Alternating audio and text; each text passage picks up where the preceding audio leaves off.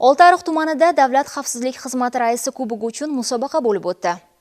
Mazkur musobaqaning dastlabki bosqichi mahallalar kesimida bo'lib o'tdi. 72 ta mahalladan 16 yoshdan 30 yoshgacha bo'lgan yoshlarni qamrab olgan jamoalar ishtirok etdilar. Mahalla fuqarolar yig'ini g'olib jamoalari sektorlar kesimida qatnashdilar. 4 ta sektor kesimi bo'yicha g'oliblar esa tuman bosqichida o'z omadlarini sinovdan o'tkazdilar. Chorak final bellashuvlarini g'alaba bilan yakunlagan 2-sektorning Ko'lbo'yi va 4-sektorning Ustoz jamoalari finalda o'zaro bellashdilar. Mana yoshlardagi shijoatni ko'ring. Tuman bosqichida qay darajada shijoat bilan qatnashyapti. Bularning maqsadi bir. Yangi O'zbekiston renesansida o'zini kuchini ko'rsatish va bir maqsad yo'lida barchasini ko'zi yonib turibdi.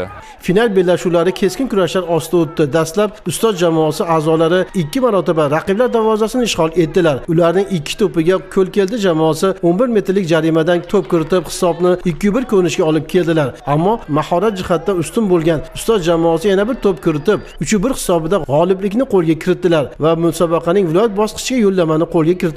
Shu kuni musobaqa doirasida ijtimoiy ko'makka muhtoj, imkoniyati cheklangan shaxslar o'rtasida shaxmat shashka musobaqalar ham tashkil etildi. Futbol shaxmat shashka musobaqasi g'oliblari munosib taqdirlandilar. O'zbekiston Respublikasi Davlat xavfsizlik xizmati raisi kubogi uchun yoshlar o'rtasida sportning futbol turi bo'yicha o'tkazilayotgan respublika musobaqasining viloyat bosqichida Oltiariq tumanidagi Ustoz jamoasi ishtirok etadigan bo'ldi.